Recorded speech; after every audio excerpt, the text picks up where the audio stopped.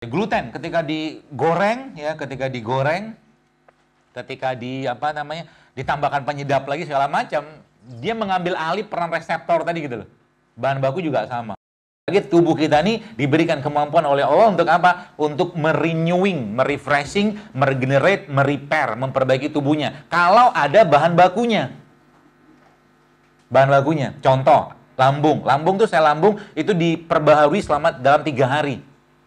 Dalam 3 hari perbaharui. Artinya apa? Kalau nanti mau diperbaiki ternyata bahan bakunya nggak ada, kelabakan di dalam. Paham nggak sih? Enggak. Ya, contohnya ini bos sekalian. Kenapa Anda misalkan saya sarankan pagi-pagi coba mulai biasakan, nggak usah minum lagi. Jadi Anda mulai sekarang, sebenarnya ada 3 produk yang saya sangat sarankan Anda tidak konsumsi lagi atau kurangilah kalau memang belum bisa. Yang pertama, gula pasir. Semua jenis gula pasir dan turunannya stop. Anda bisa dapatkan fruktosa, glukosa dari buah atau sayur. Seperti itu. Yang pertama itu. Yang kedua apa? Produk yang mengandung gluten. Gluten itu mengandung tepung, starch. Yang ketiga apa? Produk yang berbasiskan susu sapi. Satu lagi apa? Ada satu lagi. Dua lagi produk yang diolah dengan menggunakan minyak. Orang tua kita zaman dulu jarang banyak yang digoreng. Karena apa? Minyak sayur, minyak goreng susah. Betul? Terus diapain? Kukus, rebus, kan gitu kan, di steam seperti itulah. Sehingga apa? Mereka fine-fine aja tuh. Ya kita zaman sekarang, semuanya digoreng. Digoreng, pasti akan muncul lemak trans fat, ya, trans fat seperti itulah. Satu lagi apa? Satu lagi nasi, beras putih. Emang nggak boleh makan nasi? Sebenarnya yang Anda butuhkan nasinya atau karbohidratnya? Karbohidratnya. Kalau Anda sudah sepakat karbohidrat bukan nasinya, maka Anda bisa dapatkan karbohidrat dari sumber yang lain, tidak mesti dari nasi. Masalahnya kalau Anda pengen tetap makan nasi, maka carilah nasi yang masih utuh. Whole food, seperti apa? Beras merah, beras hitam, atau beras yang belum terlalu dicuci atau giling. Sehingga berasnya masih agak-agak kuning. Mereka sebutnya beras pecah kulit atau beras perang atau beras kuning gitu loh. Kalau memang tetap butuh itu. Kalau saya biasanya sudah mulai mengurangi, bahkan kalau pada makan pun kadang-kadang pakai lauk doang. Nggak pakai nasi. Kenapa? Karena ngerti konsepnya. Dan akan jauh lebih enak badannya, bagus sekalian. Termasuk ini ya, jadi kayak simpel doang ya, lemon water ya, air jeruk nipis ya. Apa orang sakit mah boleh minum beginian? Justru ini obat. Saya malah justru kasih ini kepada banyak orang-orang yang kena sakit mah. Dengan catatan dibikin manis saja, kasih madu. Ya, apalagi Anda tambahkan dengan garam. Sedikit garam. Apa yang Anda dapatkan? Banyak sekali, dan banyak banget orang-orang yang kasih tahu ke saya setelah minum ini, efek yang dia dapatkan itu bukan cuma sekedar dapat probiotik atau enzim doang, tapi dia bisa meningkatkan sistem imun karena kan enzim. Apalagi dia bisa memperbaiki pencernaannya, dia membersihkan liver, kemudian memperbaiki nyeri di sendi seperti itu, sama bisa turun berat badannya asal tidak banyak makan yang tadi saya katakan. Saya nyebutnya sih oplosan. Jadi kalau kita mau menilai status kesehatan kita saat ini seperti apa, gampang. Simpel banget. Ini Bapak Ibu nanti teman-teman bisa menelaah kira-kira saya tuh kategorinya apa nih. Yang pertama, kalau seandainya nih, misalkan Anda atau kita lah punya mobil mewah, ya miliaran lah misalkan. Pertanyaannya, kalau mobil ini kita milikin, bahan bakar yang kita akan masukkan apa? Saya kasih pilihan, premium atau Pertamax. Pertamax kan? Pertamax Plus, kalau bisa mah Aftur sekalian. Mobilnya miliaran lah gitu kan. Sederhana kok, tapi dari sini kita bisa nilai. Nah, kalau kita bandingkan ya, kondisinya adalah dengan badan kita. Kalau ditanya mahalan mana badan kita sama mobil tadi, semua akan menjawab mahalan badan kami, kan gitu. Pertanyaannya saya balik. Bahan bakar yang kita masukkan dalam tubuh kita apa? Saya kasih 3 pilihan, premium, Pertamax, sama oplosan. Jujur aja deh. Oplosan kan? Kalau Anda mengatakan, wah saya Pertamax, saya tanya berapa porsi sayur dan buah yang Anda makan tiap hari? Berapa banyak air Anda minum tiap hari? Gitu loh. Jadi kita bisa nilai dari situ, sehingga apa? Muncullah keluhan sebenarnya. Akhirnya tubuh kita tuh ngeluh. Ngeluh kenapa? Harusnya dia repairing, dia punya detox, cleansing sendiri, tapi kadang nggak ada bahan bakar. Kadang nggak ada bahan bakar. Itu kata kuncinya. Ya. Jadi mulai sekarang perbaikilah itu semua ya. Ini beberapa tips sebenarnya ya. Tapi ini agak-agak ini aja deh. Jadi kalau boleh saya katakan ini obat kita di sini. Obat kita tuh di sini. Dari mana? Dari buah dan sayuran. Kenapa? Saya pribadi tipikal yang tidak mengkultuskan herbal. Kenapa? Karena ngerti bahwa yang namanya herbal atau tumbuhan, semua yang Allah ciptakan di atas tanahnya, kena sinar matahari, pasti dia berpasangan. Dan menariknya lagi ternyata, semua ikatan-ikatan gen dalam tubuh kita itu berada pada kondisi alkali yang sangat tinggi, yaitu pH di atas 9-10. Itu ada jurnalnya, ada penelitiannya. Ya, apa imbasnya nanti saya jelaskan, bagaimana Anda bisa memperbaiki itu semua, sehingga nanti secara pada tingkat gen pun kita bisa perbaiki itu. Ya, jadi obat itu seperti apa? Ya sesuatu, jadi gini, konsepnya kita memang bukan ngobatin, tapi kita mengembalikan keseimbangan. Baik, teman-teman mungkin tahu ada satu jenis obat kolesterol namanya statin. Tahu? Yang mereknya banyak tuh, Lipitor gitu-gitu, itu golongan statin. Ada beberapa jenis statin, atorvastatin, rosuvastatin, simvastatin, macam-macam statin. Statin itu ngapain dia? Jadi kalau kita lihat, ini kolesterol. Kolesterol itu bahan baku hormon yang ada pada semua kelenjar-kelenjar itu. Ketika di cut off bagian atas, di stop di bagian atas, maka apa yang terjadi? Yang terjadi adalah supply hormon atau kolesterol tadi itu akan bermasalah ke semua organ. Itu sebabnya obat-obat jenis kolesterol sekalipun itu kalau Anda baca side effect-nya, dan ini disampaikan juga oleh FDA Amerika Serikat, di Amerika itu bahwa memang obat-obat golongan statin itu bisa meningkatkan resiko kena penyakit jantung, serangan jantung. Kenapa? Karena dia meng-cut off ya jalur hormon yang harusnya disuplai dengan si kolesterol tadi gitu. Solusinya gimana? Kembalikan, jangan musuhin kolesterolnya. Beneran kolesterol dengan cara apa? Bantu dengan puasa, kasih kolesterol yang baik sehingga dia bisa balance lagi. Simple sebenarnya.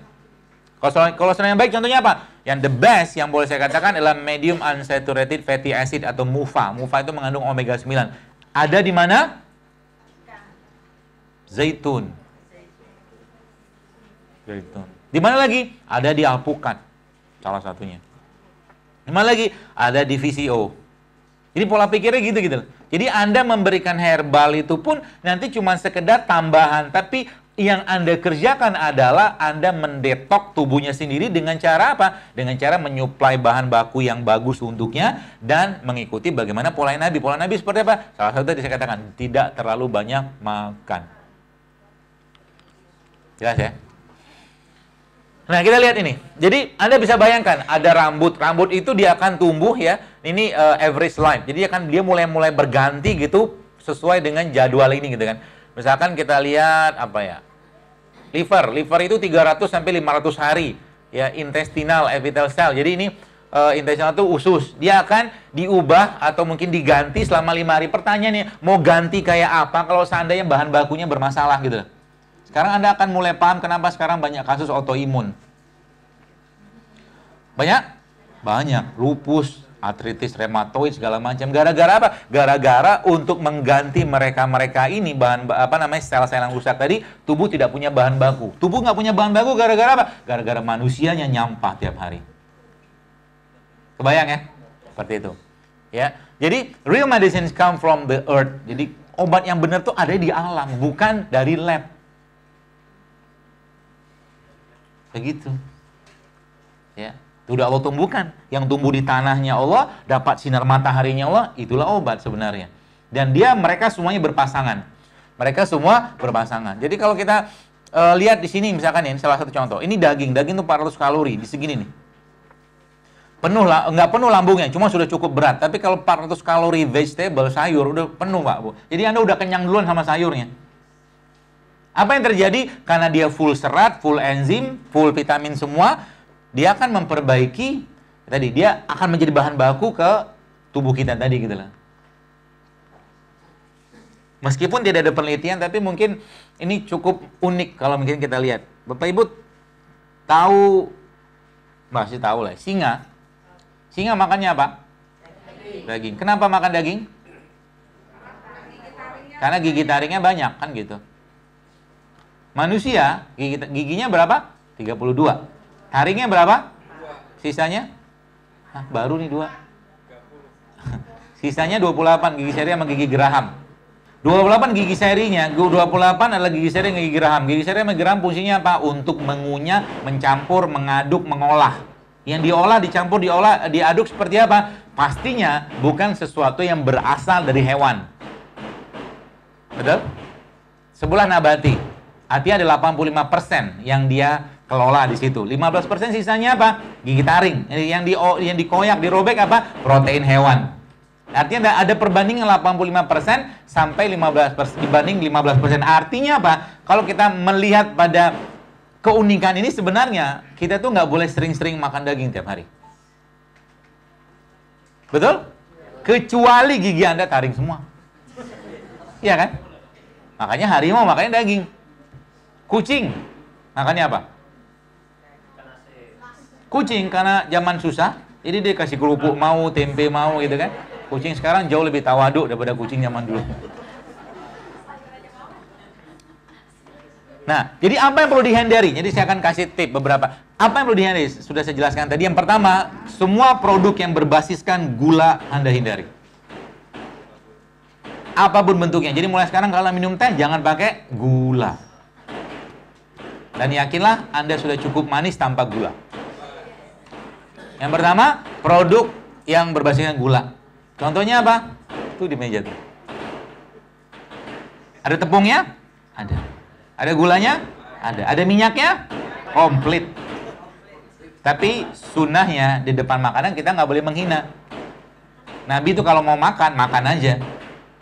Puji enggak, caci enggak. Gitu loh. Jadi kalau Anda sudah ngerti konsepnya, ya kalau nggak mau makan, nggak usah makan. Nggak usah makan dan nggak usah ngomong. Wah, ini nggak sehat nih, nggak usah. Dia punya nyawa juga makanan tuh. Ya, tapi kalau biasa saya datang kemana-mana ngisi-ngisi kajian gitu, panitia udah tahu. Kalau nyajiin Dr. Zaidul, jangan kasih gorengan karena tidak akan dimakan. Gitu. Ya. Yang kedua, produk gluten. Gluten ini bersihkan tepung. Nabi punya nggak tepung? Ada. Nabi itu ada tepungnya, namanya talbina. Nanti mau Ustaz Katur tuh hadis. Ya. Talbina. Dia termasuk whole wheat. Jadi gandum utuh kalau kita bilang tuh.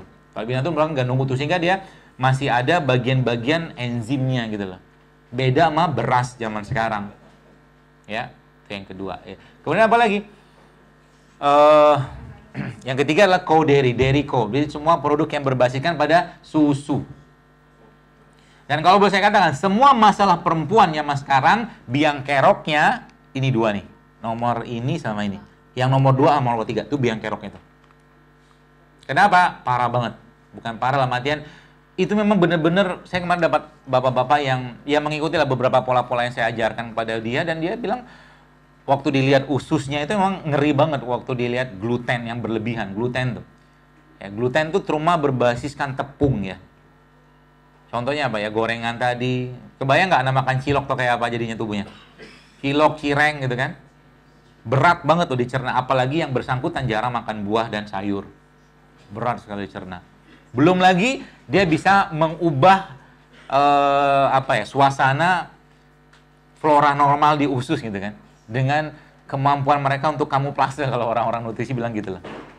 Ya, ini salah satunya. Kenapa saya menyuruh Anda untuk menyetop makan gula pasir? Sekarang saya tanya, Anda perlu diamlah dikit. Ribut banget. Anda butuh gula pasirnya atau Anda butuh karbohidratnya? Nah, kalau Anda butuh karbohidratnya, maka Anda bisa aja makan buah, terus minum teh tawar.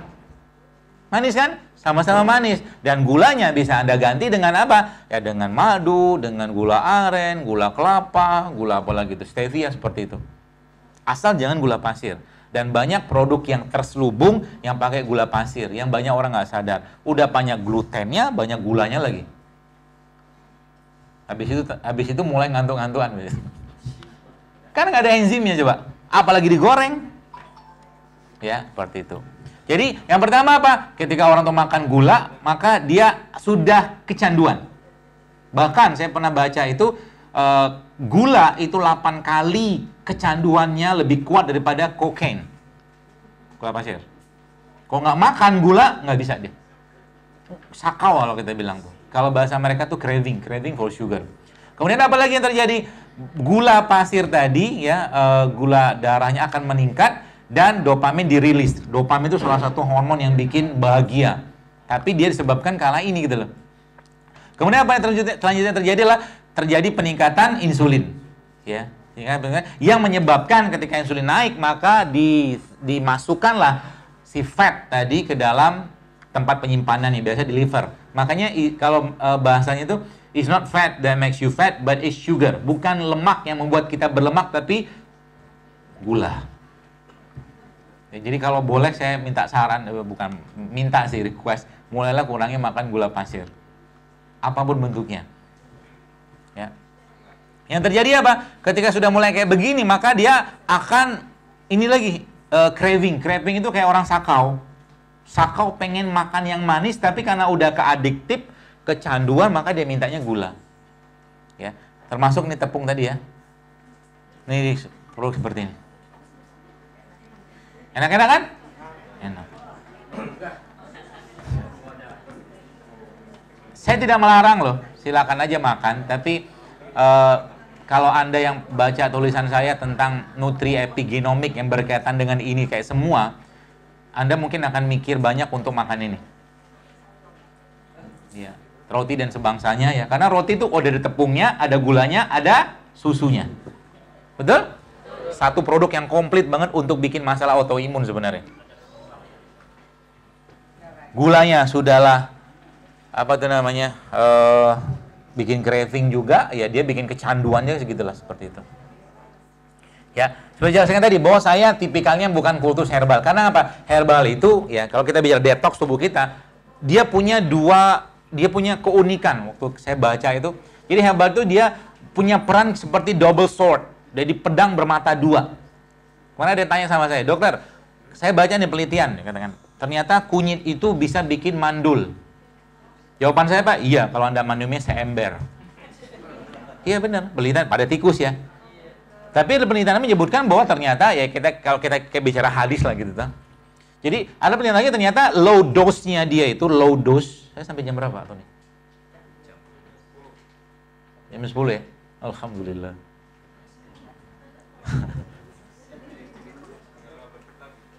10 menit lagi cukup lah. Lalu Ustaz Katu udah datang. Itu yang lebih penting. Saya malu lucu-lucuan aja.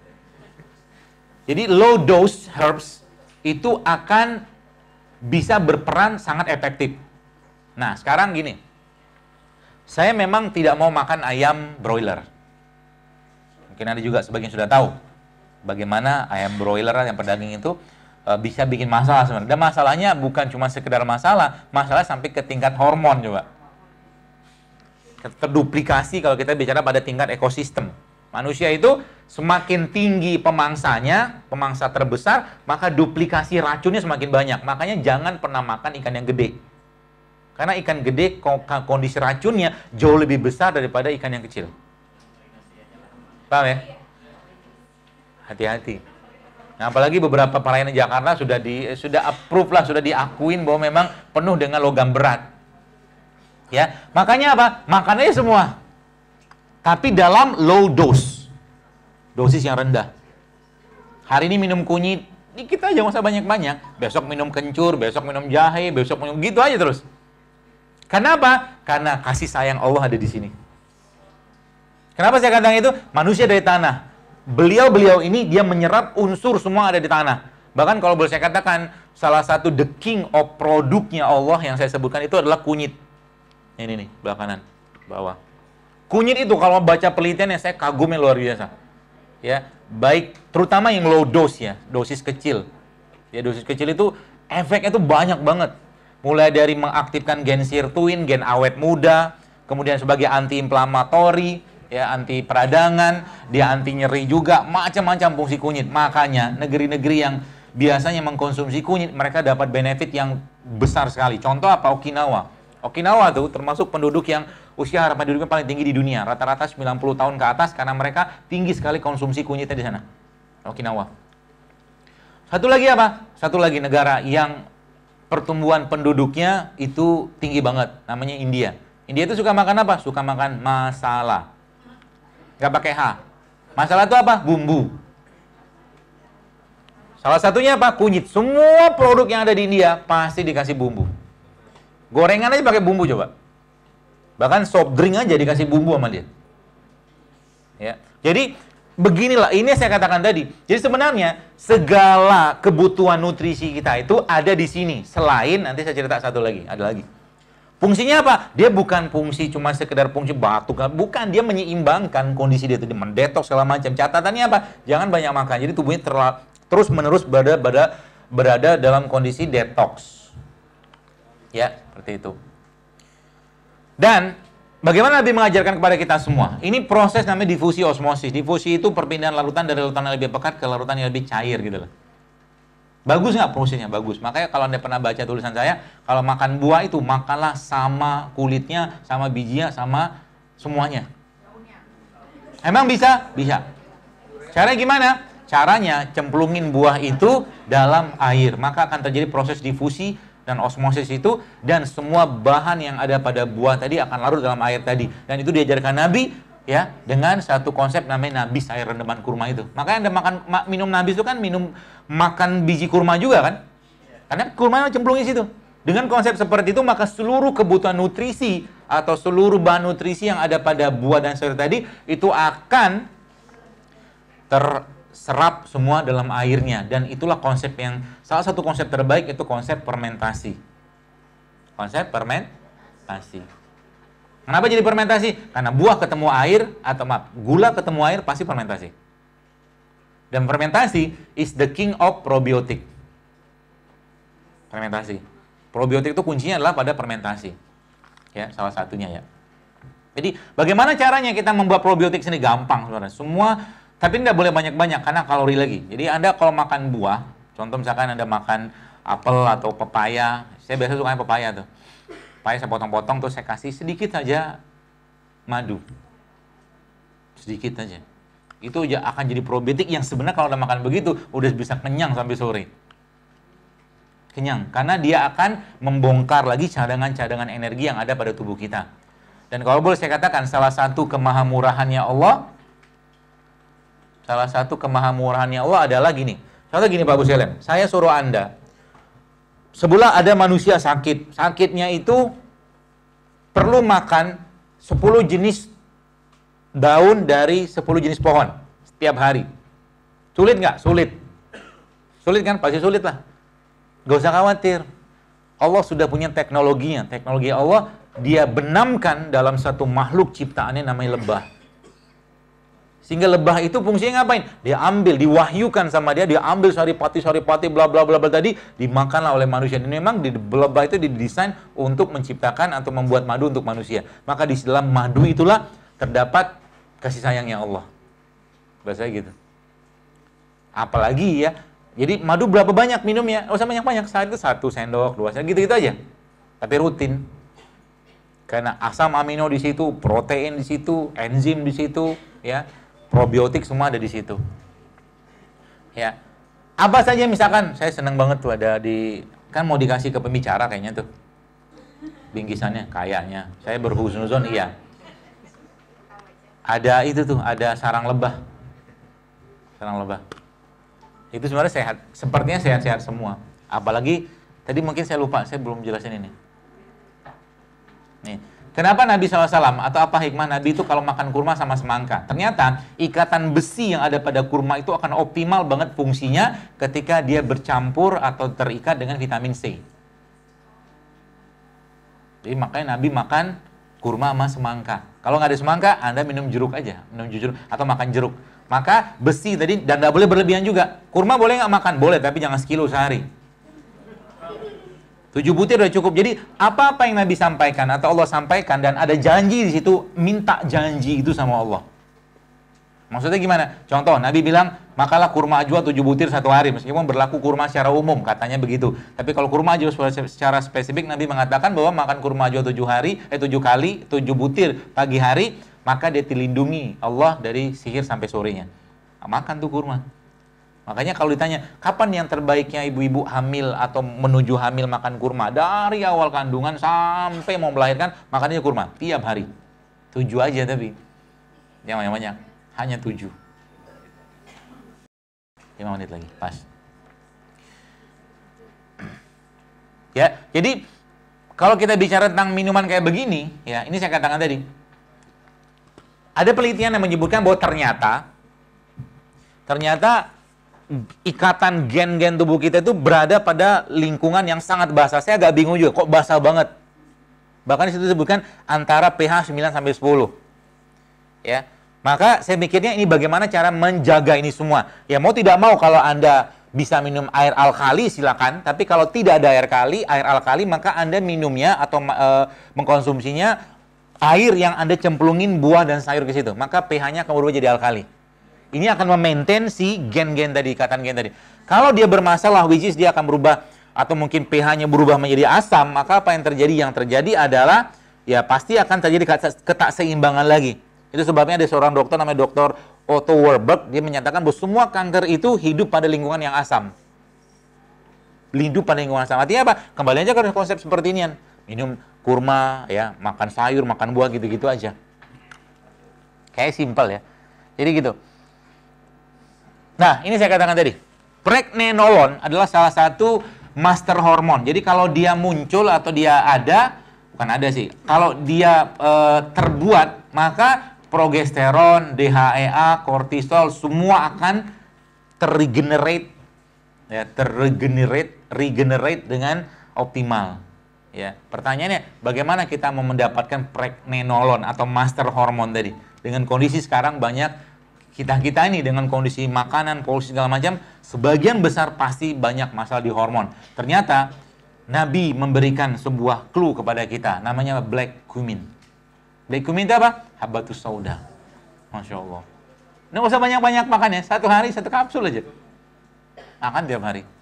Dia akan men-setting ulang ini. Jadi laki-laki yang kurang testosteron, makan tuh habatus sauda. Black cumin. Perempuan yang masalah estrogen nggak seimbang, makan juga. Nggak usah banyak-banyak. Ya, 1 kapsul, 2 kapsul sehari cukup. Itu sebenarnya bisa dibuat titrasinya. Itulah kapan-kapan. Titrasinya dengan menggunakan air.